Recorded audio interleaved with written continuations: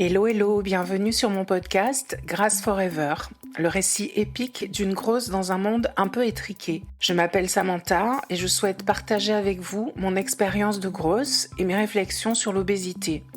Au fil des épisodes, je vous parlerai de mes préoccupations de grosse, de femme, d'artiste, de créatrice.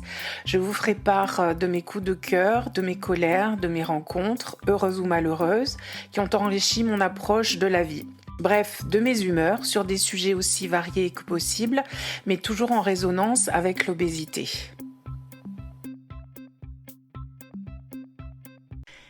Hello, hello, bienvenue dans l'épisode numéro 8 de mon podcast qui est consacré à la chirurgie bariatrique. Alors j'en ai un peu parlé dans l'épisode 1, j'ai fait toutes les chirurgies bariatriques communes. J'ai fait une pose d'anneau en premier, ensuite j'ai fait une première sleeve, une deuxième et un bypass en 2018. Alors pourquoi est-ce que j'ai eu recours à la chirurgie ? Alors, je pourrais vous dire que c'est parce que j'ai envie de croire à la magie, à la petite souris, à la fée Clochette. Bon, c'est presque ça en fait. C'est vrai que c'est un petit peu en 99 la façon dont la pose d'un anneau m'a été présentée.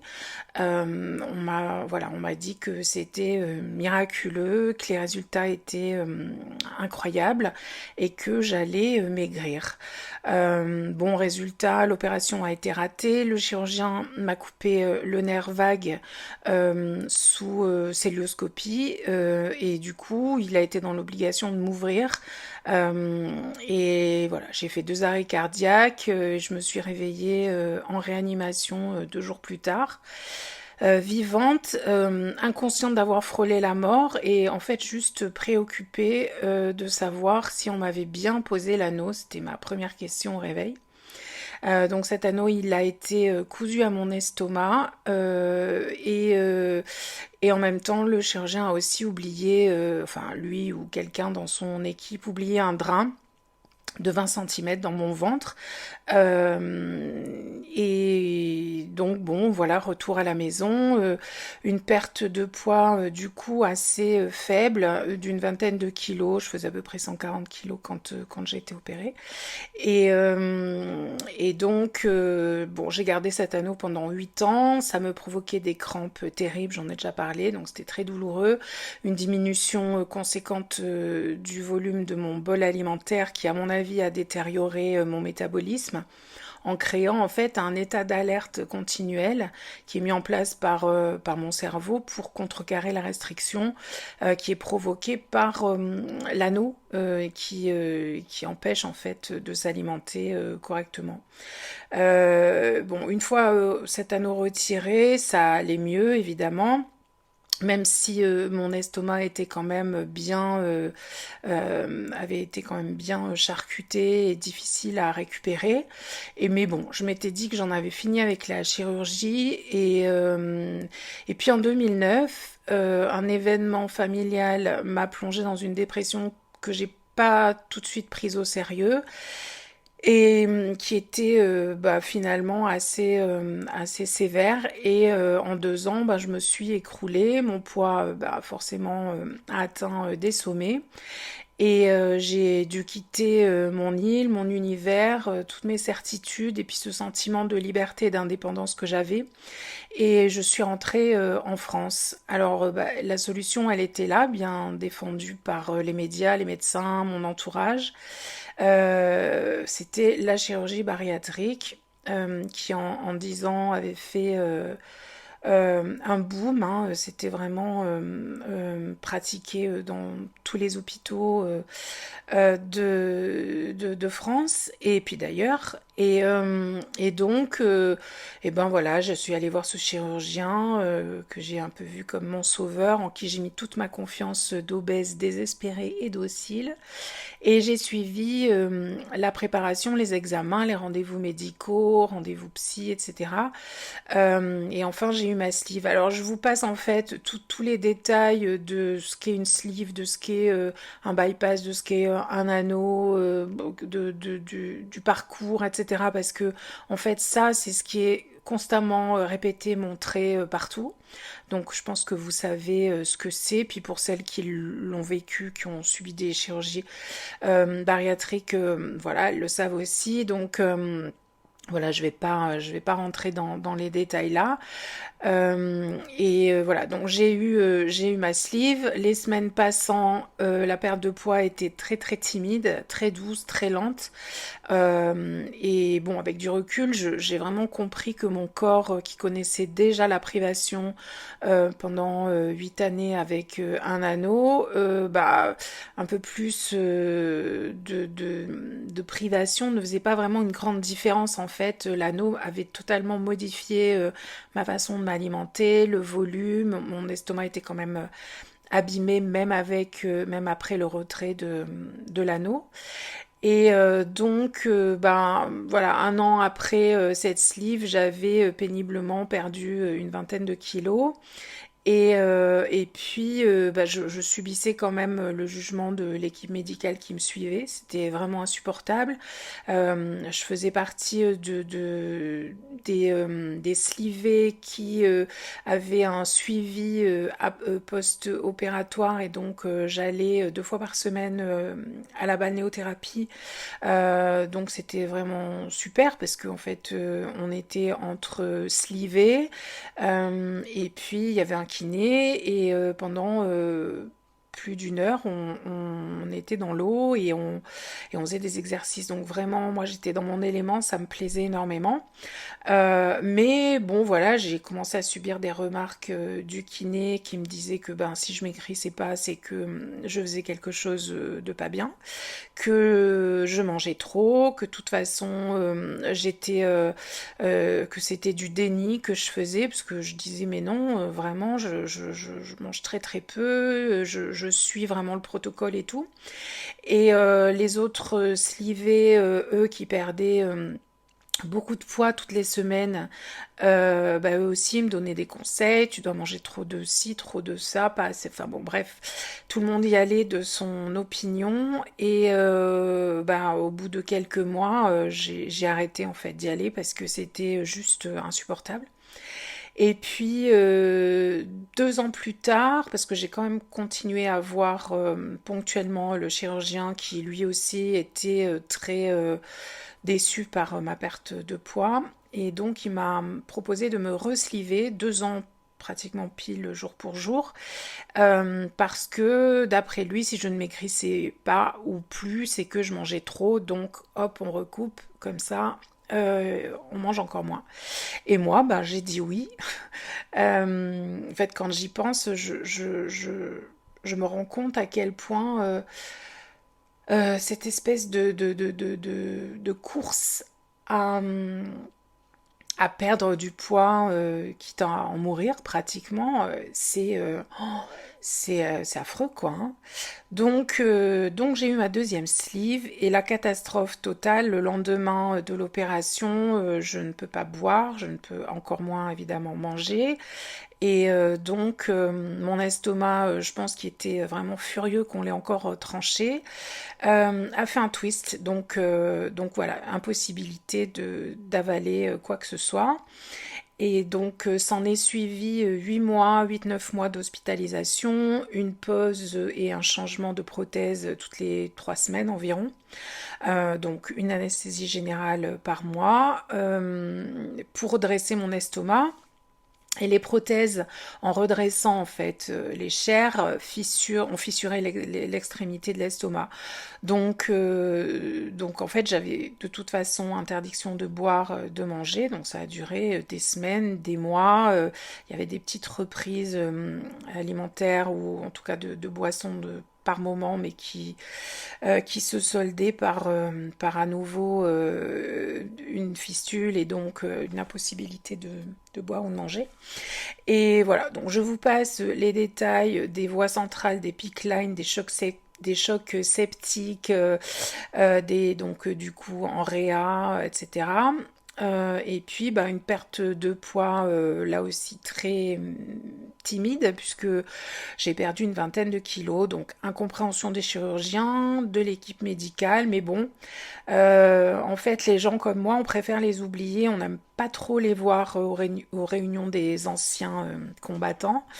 Voilà, ça marque mal, on n'a pas envie de voir qu'il y a des échecs. Et puis, bon, de toute façon, le chirurgien a préféré aller sliver d'autres patients à Dubaï. Donc en fait, j'ai totalement perdu le contact avec l'équipe d'origine. Donc ça, c'était en 2015.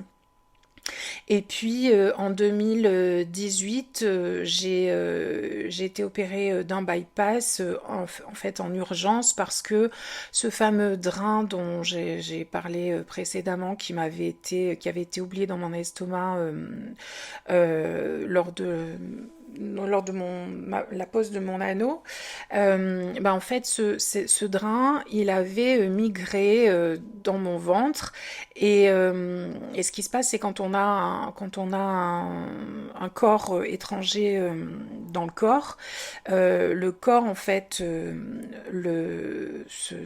comment dire, essaye de lutter, de rejeter ce corps étranger, protège le reste du corps. Donc du coup, il va créer tout autour du drain, en l'occurrence, une espèce de coque de chair un petit peu épaisse qui va... voilà. Et donc, ce drain avait fini par percer à la fois mon estomac, mon foie et mon poumon, ce qui fait que depuis 4 ans, puisque 3 4 ans, là, de 2015 à 2018, en fait, j'avais quasiment pas pu reprendre une alimentation, alors normale, ça c'est sûr, mais même, voilà, je vomissais vraiment pratiquement à tous les repas. Je mangeais essentiellement des compotes et des petits pots pour bébé. Et dès que je mangeais autre chose, je le vomissais. Malgré ça, j'avais pas perdu de poids du tout.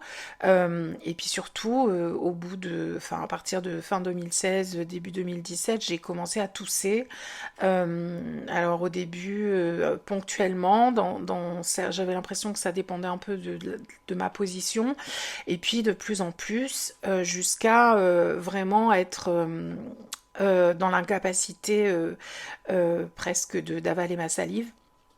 Et donc j'ai été prise en charge par un service à Marseille et j'ai été donc traitée pour d'abord pour l'infection que j'avais puisque en fait ce que j'avalais mes soupes et mes petits pots et ben il y en a une partie qui allait qui passait dans mes poumons, c'est pour ça que je toussais.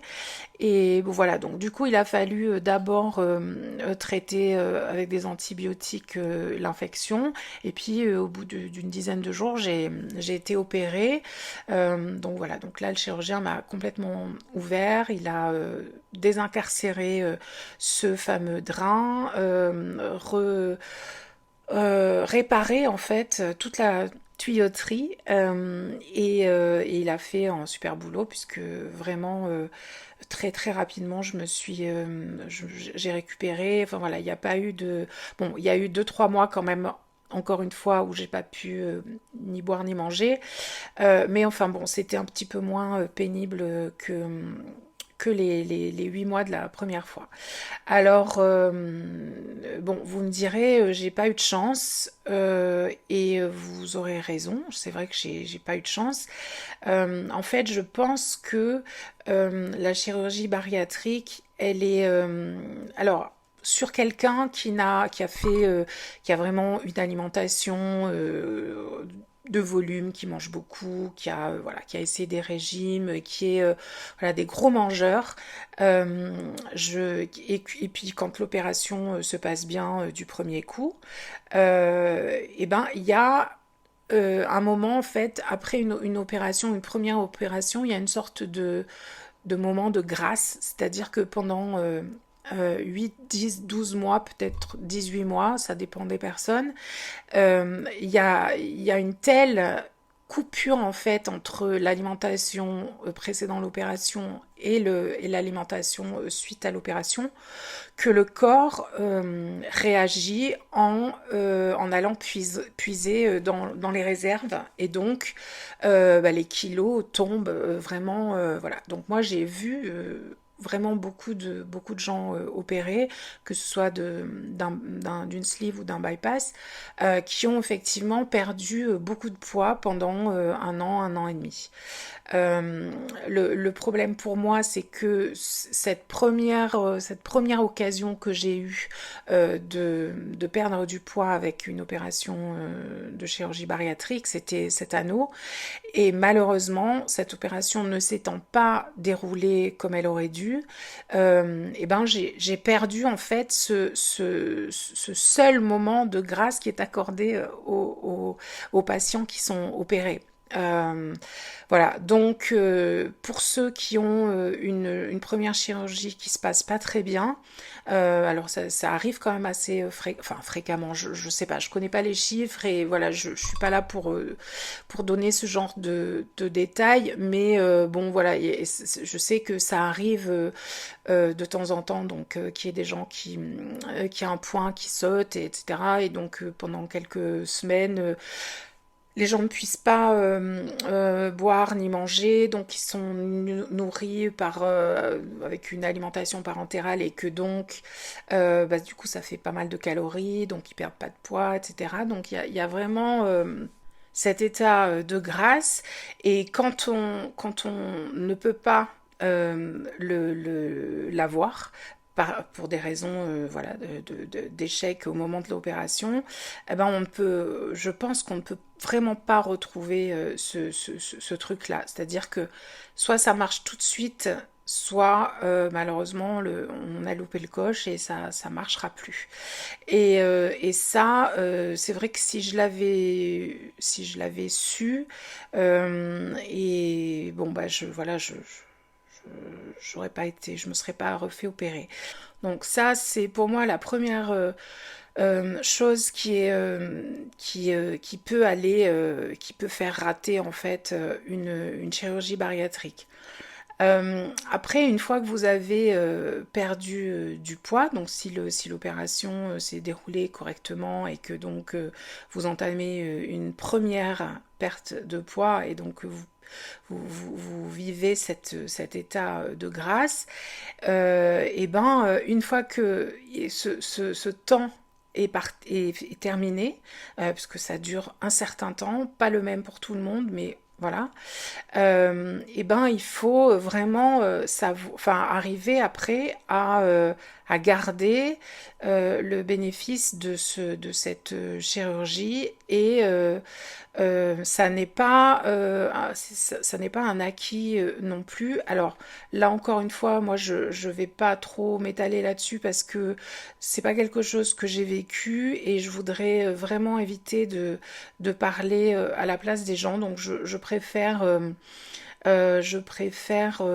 partager un épisode avec quelqu'un qui a été opéré et que cette personne et pour laquelle les résultats ont été différents des miens et donc qui pourra vous expliquer ce que ça a été pour elle. Et donc voilà, très prochainement, je ferai un épisode avec quelqu'un qui a subi une chirurgie bariatrique et qui a un avis différent du mien, puisque une histoire différente de la mienne. Mais voilà, en ce qui me concerne, je pense que on aurait dû, voilà, les médecins auraient dû me dire, même si je pense que j'aurais été très très déçue, hein, mais voilà, quand je suis rentrée en 2012 et que j'ai eu cette première sleeve, en fait, je pense qu'on n'aurait vraiment pas dû m'opérer, qu'on aurait dû me dire que du fait de cet anneau que j'avais eu pendant presque 10 ans et de la non-réussite de la pose de cet anneau, et ben que j'étais pas un patient, un candidat pour une autre chirurgie bariatrique. Et voilà, donc je ne sais pas s'il y a d'autres gens qui ont pu vivre ce genre de catastrophe. Alors bon, moi je suis un peu l'exemple Je sais pas, enfin pour l'instant j'ai encore rencontré personne qui avait vécu pire que moi. Et bon, voilà, donc si vous avez des choses à partager là-dessus, vraiment, n'hésitez pas. Et puis, ben, par rapport à ceux qui m'écoutent et qui sont dans une démarche pré-opératoire et qui vont se faire opérer, alors voilà, je veux vraiment décourager personne. Voilà, simplement, je pense qu'il y a vraiment d'autres façons de modifier notre rapport à l'alimentation, notre rapport au corps, de mieux traiter notre corps parce que quand même, la violence que représente cette chirurgie, elle est indéniable. C'est vrai que voilà, nous les obèses, on est quand même vraiment dans cette relation de violence avec notre corps depuis longtemps, depuis que notre obésité a commencé. Pour certains, c'est dans la petite enfance, pour d'autres à l'adolescence, pour d'autres à l'âge adulte, pour certaines après une grossesse, enfin bon, après un choc psychologique, etc.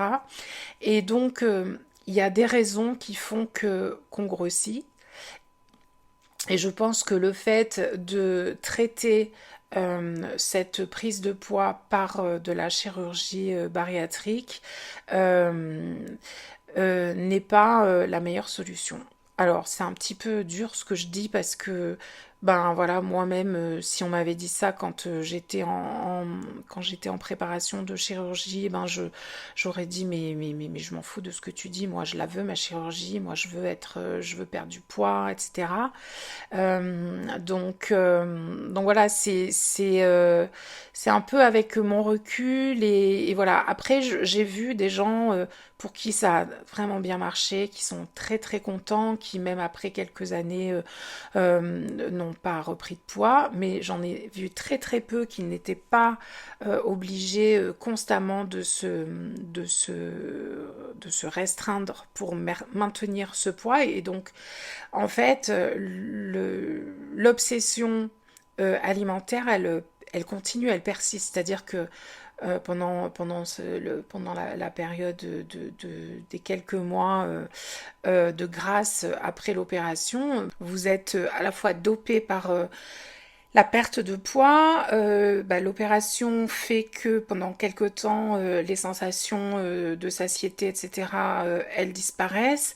Elles sont, voilà, donc en fait, vous êtes dans une espèce de sur un nuage. Je pense qu'il y a vraiment un côté. Moi, j'ai vu ces gens-là être sur un nuage, c'est-à-dire que ce dont ils ont rêvé toute leur vie, c'est-à-dire de perdre du poids sans souffrir, c'est en train d'arriver. Voilà, parce que pendant des mois, on n'a pas faim, on n'a pas envie de manger, on a les kilos qui tombent qui tombent sur la balance et on se dit, ah là là, c'est génial, c'est génial, c'est génial. On est vraiment sur un petit nuage. Et puis une fois que soit le poids est atteint, soit ce moment de cet état de grâce est terminé, et ben ce qu'on était avant l'opération, on n'a pas changé. Les comportements alimentaires, les troubles alimentaires, nos problèmes psychologiques, etc., n'ont pas changé. Et donc pour certains, ça n'a plus vraiment d'incidence sur le poids, c'est-à-dire qu'ils sont dans un contrôle, une telle peur de reprendre du poids. Moi, j'ai vu beaucoup de gens qui me disaient, mais oh là là, plus jamais, enfin voilà, qui sont vraiment terrorisés à l'idée de regrossir. Mais voilà, mais derrière, il y a plein d'autres choses qui arrivent aussi. L'image qu'on a de soi, la peau bah, c'est vrai que quand on est gros, on remplit en fait notre peau avec, voilà, avec notre chair, etc. Quand on perd du poids, bah, cette enveloppe, elle se vide. Alors oui, c'est vrai, il y a la chirurgie esthétique et il y a des gens qui font cette chirurgie esthétique, mais là encore, on est vraiment dans, pour moi, définitivement une violence. Alors c'est sûr que habillé, on est mince, on a, voilà, on donne l'image de quelqu'un de mince, euh, mais au fond, voilà, on est plein de cicatrices, ces cicatrices, ces vergetures, cette peau qui pend, c'est nous. Et je pense que si on ne l'acceptait pas avant, on ne l'acceptera pas plus après une opération. Donc pour moi, il y a vraiment des choses, euh, des façons plus bienveillantes à notre égard, voilà, pour nous-mêmes, et des chemins différents qui peuvent nous amener à faire la paix avec ce corps qui est tellement une source de préoccupations, de problèmes, de souffrances, enfin voilà, voilà, donc ça demande à être, à réfléchir parce que euh, c'est un peu un piège en fait, cette chirurgie bariatrique. Et au fond, 2 ans, 3 ans après, voilà, je sais pas exactement si l'image qu'on a de soi, elle est meilleure. Alors même si on est mince, voilà, est-ce qu'on a pu faire la paix avec ce corps? Voilà, je sais pas. Moi, en tout cas, je suis toujours aussi grosse puisque j'ai repris. En fait, pour faire un bilan complet, je suis plus grosse aujourd'hui que le jour de ma première chirurgie bariatrique il y a une vingtaine d'années maintenant. Donc en fait, tout ça, toute cette souffrance, toutes ces opérations, toute cette maltraitance, n'a pas réussi à guérir cette maladie en fait. Et donc aujourd'hui, je suis vraiment euh, dans l'acceptation de l'échec de cette chirurgie et des méthodes qu'on m'a proposées jusqu'à maintenant, donc des régimes, de la chirurgie, etc. Enfin, déjà ça c'est pas mal. Et puis, bah voilà, il y a plein d'autres choses à découvrir, et donc bah, le temps me dira si ça a marché et si bah, effectivement il existe des méthodes pour se réconcilier avec son corps et s'apaiser au point de retrouver peut-être un poids, alors qu'il n'est peut-être pas notre poids rêvé, mais en tout cas qui est un poids de, comment dire, de confort maximal. Et voilà, qu'on puisse optimiser notre corps pour penser à autre chose et que notre vie ne soit pas entièrement tournée vers ça, parce que c'est vrai que moi je me rends compte que vraiment ma vie a été remplie par cette préoccupation-là de maigrir, de ne pas regrossir, une fois que j'avais regrossi, de remaigrir, voilà, ça a été c'est une préoccupation constante, constante, et chez beaucoup de femmes, même celles qui sont minces, voilà, je vois bien que quand on regarde les magazines, quand on regarde les comptes sur Instagram, quand on regarde tout ça, on se rend compte que tout tourne autour de ce corps. On nous propose à longueur de temps des méthodes pour s'accepter, pour se modifier, pour voilà. Donc, je pense il y a vraiment des choses enfin des leçons à tirer de tout ça et peut-être de se tourner vers des solutions nouvelles, différentes et peut-être des solutions euh, qui marchent. Donc voilà, bah écoutez, merci beaucoup de m'avoir écouté. J'espère que cet épisode vous a plu. Je ne sais pas si j'ai abordé vraiment tout ce que je voulais, enfin si j'ai dit tout ce que je voulais dire à ce propos, mais voilà, n'hésitez pas à me poser des questions et à me dire ce que vous en pensez, et puis pourquoi pas refaire un autre épisode pour répondre à des questions bien précises si vous le souhaitez. Merci en tout cas pour votre écoute. Je vous souhaite une très très belle journée ou une très très belle soirée selon l'heure à laquelle vous m'écoutez. Et je vous retrouve bientôt dans un autre épisode. Au revoir.